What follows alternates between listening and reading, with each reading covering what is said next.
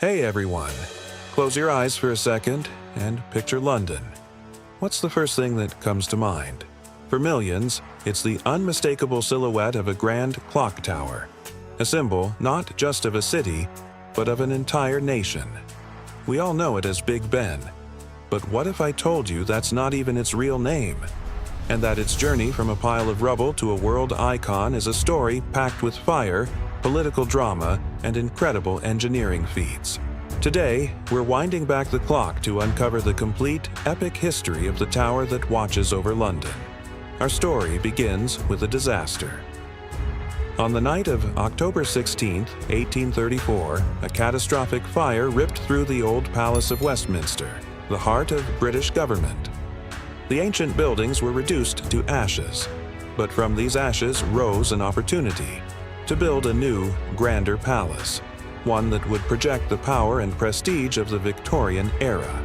A royal commission was established, and a competition was held to find the perfect design. The winner was the brilliant architect Charles Barry, whose vision was a magnificent neo-Gothic masterpiece.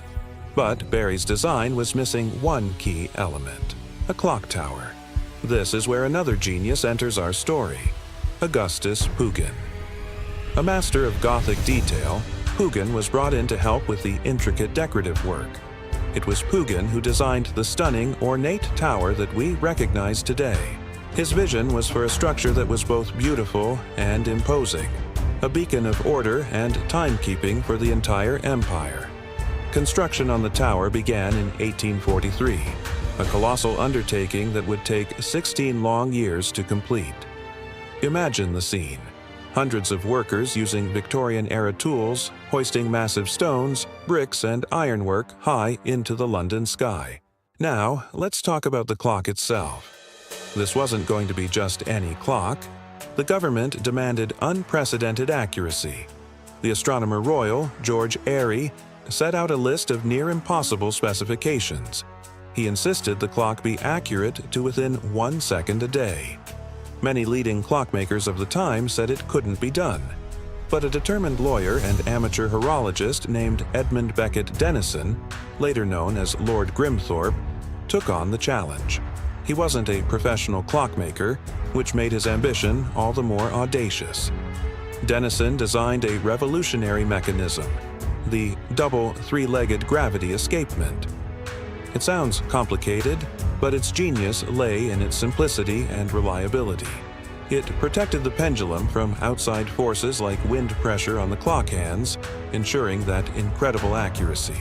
The giant clock mechanism was finally completed in 1854, but it had to wait 5 years in the workshop because the tower wasn't ready to receive it. The clock faces themselves are masterpieces, each one 23 feet in diameter, composed of 324 individual panes of opal glass, all set within a delicate iron frame designed by Pugin. With the clock ready, the next challenge was the bells. The plan was for a grand carillon, with a massive hour bell at its center. This is where the name Big Ben comes in, though its origin is still debated. The most popular theory is that it was named after Sir Benjamin Hall, the first commissioner of works at the time, a large and imposing man. Another theory suggests it was named for a popular heavyweight boxer of the era, Benjamin Comte. Whatever the truth, the name stuck. Casting the first Big Ben was a monumental event in 1856. The 16-ton bell was a source of immense national pride. It was transported through the streets of London on a trolley pulled by 16 horses to cheering crowds. But disaster struck. During testing at the base of the tower, a massive 4-foot crack appeared, rendering the bell useless. The public was devastated, but the Victorians were not easily defeated. The bell was broken up, melted down, and recast at the Whitechapel Bell Foundry in 1858. This new bell was slightly lighter, at 13.5 tons. In July 1859, the new Big Ben was painstakingly winched up the 200-foot belfry. The moment all of London had been waiting for had arrived. On July 11, 1859, Big Ben chimed for the first time. But the drama wasn't over. Just 2 months later, in September, the new bell cracked as well. Denison, the clock's designer, had insisted on using a hammer more than twice the weight specified by the foundry. A huge debate erupted. Instead of recasting it again, a clever solution was found. The bell was rotated slightly so the hammer would strike an undamaged section. A smaller, lighter hammer was fitted, and a small square was cut into the bell to prevent the crack from spreading further. This is what gives Big Ben its unique, slightly dissonant tone that we hear today. The tower, officially named the Clock Tower, quickly became a beloved landmark. Its chimes were a constant, reassuring presence in the lives of Londoners. It ticked through the final decades of the Victorian era, saw 2 world wars, and witnessed incredible social and technological change. During the Blitz in World War II, a German bomb destroyed the nearby House of Commons chamber, but the tower stood defiant. Its clock faces damaged, but its mechanism still ticking. Its unwavering chimes were broadcast by the BBC as a symbol of hope and resilience to the free world. It was a powerful message. Despite the darkness, Britain endured. In 2012, in honor of Queen Elizabeth II's Diamond Jubilee, the clock tower was officially renamed the Elizabeth Tower. It was a fitting tribute to a monarch who had reigned for 60 years, with the tower's chimes marking the passage of her historic service. But by this point, more than 150 years of constant operation had taken their toll.